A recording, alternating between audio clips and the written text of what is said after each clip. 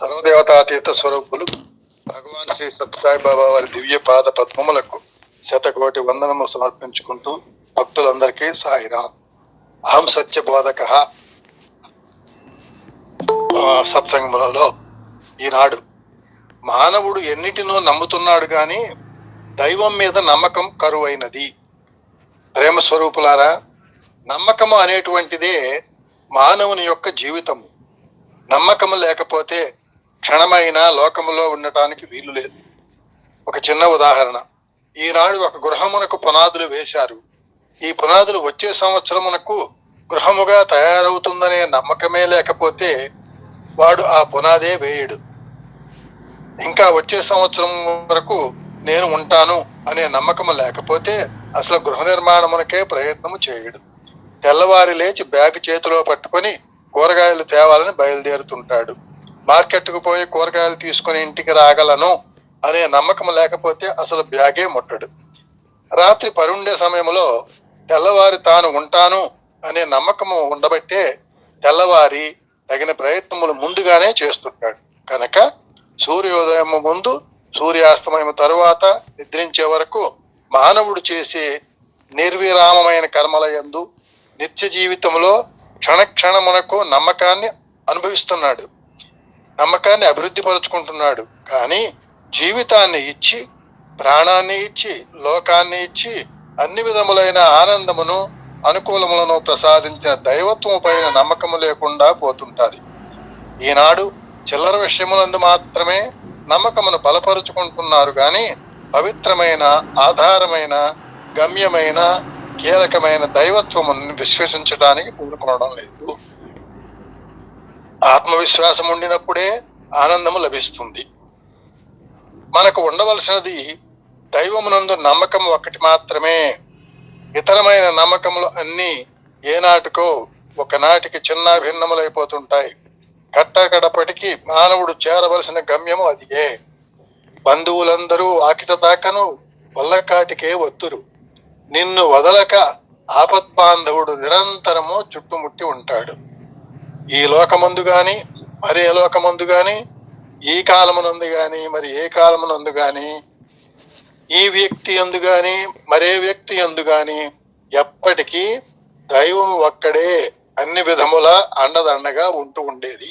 కనుక విశ్వాసము చేత ఈ జగత్తునందు జీవించడానికి ప్రయత్నించాలి గాని అన్యులపై విశ్వాసం ఉంచి ఈ జగత్తులో జీవించడానికి ఏమాత్రమో ప్రయత్నించకూడదు.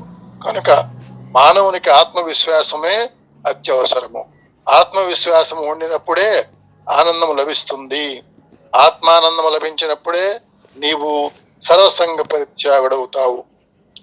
సర్వసంగ పరిత్యాగి అయినప్పుడే సర్వేశ్వరత్వము ప్రాప్తిస్తుంది. Self confidence, self satisfaction, self sacrifice, self realisation అన్నీ సెల్ఫ్. కనుక ఆత్మవిశ్వాసం ఉన్నప్పుడు కదలడు, మెదలడు. అదే విధముగా పట్టినదేదియో పట్టనే పట్టిదివి, పట్టు నెగ్గెడు దాకా అట్టెయుండు. కోరినదేదియో కోరనే కోరితివి, కోర్కె చెల్లెడు దాకా కొలచియుండు. అడిగినదేదియో అడుగనే అడిగితివి, అడిగిన జిడుదాక విడువకుండు. తలచినదేదియో తలచనే తలచితివి, తలపు తీరెడుదాక తరలకుండు. పోరు పడలేక తానైన ప్రోవలయు, వడలు తెలియక నీవైన అడుగవలయు. అంతియే గాని మధ్యలో ఆపివేసి తిరిగిపోవుట భక్తుని దీక్ష కాదు. భక్తుడు భగవంతుడిని అలా పట్టుకొని ఎన్ని కష్ట నష్టములు వచ్చినా మన యొక్క పట్టు నెగ్గేడు దాకా భగవంతుడిని మనం వదలకూడదు అని గట్టి పట్టు పట్టాలి. భగవంతుణ్ణి పొందాలంటే చావు పుట్టుకలు యాక్షను, రియాక్షన్. ప్రేమ స్వరూపులారా, ఈనాడు స్వామి పుట్టిన పండుగ అని అనేక విధముల ఆనందమును అనుభవిస్తున్నారు. నిజానికి నాకు పుట్టిన పండుగ అనేది లేదు. ఈ విషయం చాలాసార్లు ప్రతి పుట్టిన పండుగ రోజుకి ఉపన్యాసంలో ఎక్కడో అక్కడ ఈ మాట వాడతారు. మీ నిమిత్తమై, మీ ఆనందం నిమిత్తమై, మీ ఆశల నిమిత్తమై నేను ఏదో కొన్ని కార్యక్రమాలు జరుపుతుంటాను కానీ నాకు చావు పుట్టుకలు రెండూ లేవు. పుట్టుక ఉంటేనే కదా చావు, చావు ఉంటే కదా పుట్టుక. రెండూ కూడాను యాక్షను రియాక్షన్. చావు పుట్టుక లేనట్టి శాశ్వతిండు, ఆది మధ్యాంతరహితుడు అనాదివాడు, తాను చావక పుట్టక చంపబడక అంతటను సర్వసాక్షిగా వెలసియుండు. భగవంతుని యొక్క లక్షణం. దేహము నీటి పొడుగు వంటిది, దహించిపోయేటటువంటిది, జీర్ణించిపోయేటటువంటిది, జడము వంటిది. ఈ జడము వంటి దేహము పెరుగుతున్నదని మీరు సందేహించవచ్చు. ఒక దెబ్బ పెరుగుతున్నది, అది జీవితం అవుతుందా? నిత్యము ఇల్లు ఊడ్చి చెత్తను వేస్తుంటే ఆ దెబ్బ కూడా కొన్ని దెమ్మలకు పెరుగుతుంది. ఆ మాదిరిగానే ఈ దేహములు దెబ్బల వంటివి. దినము దినము ఇడ్లీ, దోశ, సాంబారు, మోరు, కొళంబు వేస్తుంటే ఈ దెబ్బ కూడా పెరుగుతూ ఉంటుంది. ఈ పదార్థములు వేయకుండా ఈ దెబ్బ పెరుగుతుందేమో చూడండి, పెరగదు. కనుక దేహము నీటి బుడగ వంటిది. నీటి అందె పుట్టి నీటి అందె పెరిగి నీటి అందణంగు నీటి బుడగ, నరుడు బుద్భవంబు నారాయణుడు నీరు ఉన్నమాట తెలుపుచున్నమాట. నీటి బుడగేమో జీవుడు, నారాయణుడేమో నీరు. నీరు శాశ్వతం, నీటి బుడగ క్షణికం. నీరు లేక ఈ బుడగ రావడానికి వీలు లేదు.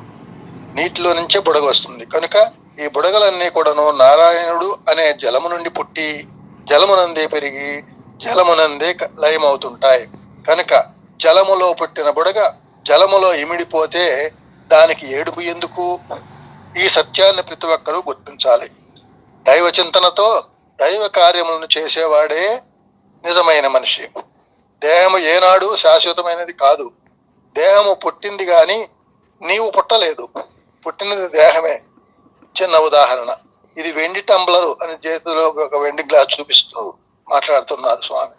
ఇది వెండి టంబ్లరు, దీనిని చెడగొట్టి తట్ట చేశాము అంటే ప్లేట్ని తట్ట అంటారు అక్కడ. తట్టను చెడగొట్టి కప్పు చేశాము, కప్పును చెడగొట్టి సాసరు చేశాము. టంబ్లర్ మారి ప్లేట్గా వచ్చింది, ప్లేట్ మారి సాసరుగా వచ్చింది, సాసరు మరి కప్పుగా వచ్చింది. అన్నీ మారినాయి కానీ వెండి మారిపోయిందా?